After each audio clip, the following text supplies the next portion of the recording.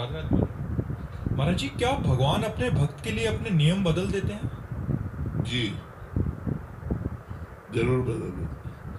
अपना प्रण झूठा करके अपने भक्त की बात को सत्य करते हैं, अपने नियम को हटा करके भक्त की बात को पूरी करते हैं।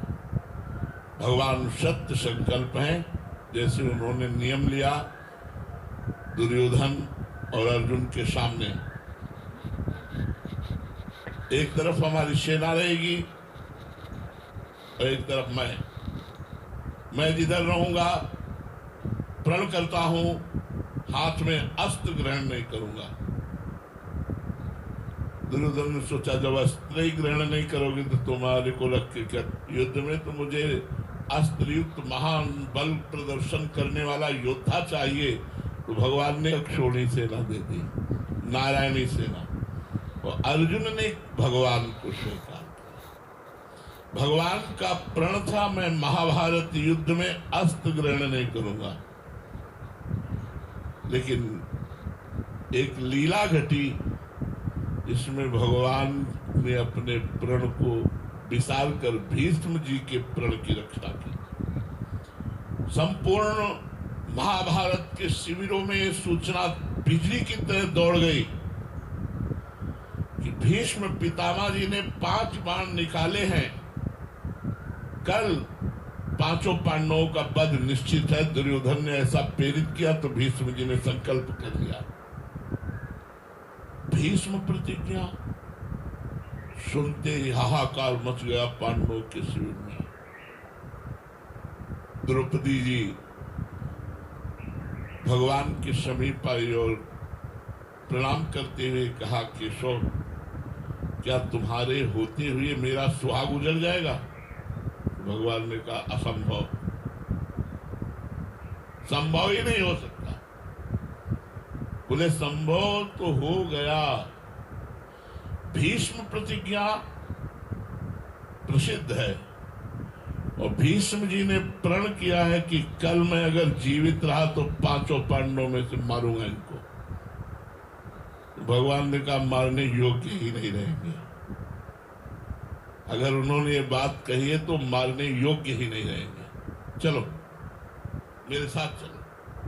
भगवान ने द्रौपदी की दासी की वेशभूषा धारण की। जब शिविर में पहुंचे तो महान वैष्णवाचार्य हैं भीष्म जी, तो द्रौपदी जी से कहा पादुका उतार, और पादुका लेकर अपने पीतांबर में से छुपा ली। बोले जा नंगे पैर जाके एक महावैष्णव के चरणों में जा रही, जाके तो घूंघट करना और दंडवत करना। द्रौपदी जी गई और दंडवत की तो भीष्म जी ने समझा दुर्योधन अभी प्रण दिला के गया है, उसी की पत्नी आई होगी प्रसन्नता के कारण दंडवत करने। का सौभाग्यवती है। यही सुहागिन स्त्रियों को वरदान दिया जाता है। हम लोग भी अपनी लाडली जी को यह आशीर्वाद देते, लाडली जो थारो अभी चल रहो जो सुहाग, सौभाग्यवती हो। हटाया घूंघट और कहा अभी ये वचन सत्य माने या थोड़ी देर पहले वाला वचन सत्य माने? पहले आपने प्रण किया है कि 5 पांडवों का वध कल करेंगे, और संध्या का समय इस समय आप बोल रहे हैं सौभाग्यवती भव, तो भीष्म की कौन सी बात सत्य होगी? माला छूट गया हाथ से, जो माला चल रहा था वो छूट गया और कहा यहाँ तक तुम्हें लाया कौन है? जो लाया है वो कहाँ है? क्योंकि तुम अकेले आ ही नहीं सकती थी। खड़े हुए चारों तरफ दृष्टि डाली तो दरवाजे पर एक दासी दिखाई दी। वहां नजदीक पहुंचे तो देखा श्याम सुंदर। आंसू आ गए भीष्म जी के। वाह भक्त वत्सलता, वाह अखिल कोट ब्रह्मांडों का बल, वीर विक्रम, ज्ञान वैराग्येश्वर, संपूर्ण शक्तियों का स्वामी, द्रौपदी की दासी का वेश धारण किए हुए, पीतांबर पकड़ा और झटकाए क्या तो जूतियां निकली, तो और आंसू। ध्येयम सदा परिभवग्नम अभीष्ट दोहम तीर्थास्पदम शिव विरंच नुतम शरण्यम ब्रजार्थिहम प्रणत पाल भवाब्धिपोतम वंदे महापुरुष ते चरणारविंद। जिनके चरणों का ध्यान देवादिदेव महादेव शंकर और ब्रह्मा आदि करते हैं, वो द्रौपदी की पादुका लिए दरवाजे पर खड़ा है। उन्होंने कहा बेटी जिसका रक्षक ये होता है, हम क्या काल की भी ताकत नहीं कि उसका सुहाग उजाड़ सके।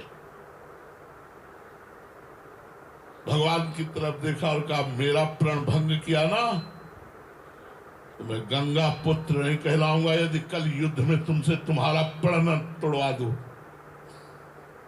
तुमने प्रण किया है कि महाभारत में मैं अस्त्र नहीं ग्रहण करूंगा तो मैं गंगा पुत्र शांतनु पुत्र भीष्म नहीं कहलाऊंगा यदि तुमसे अस्त्र न ग्रहण करवा लूं।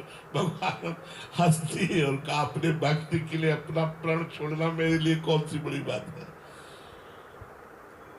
भगवान ने अपना प्रण छोड़ा।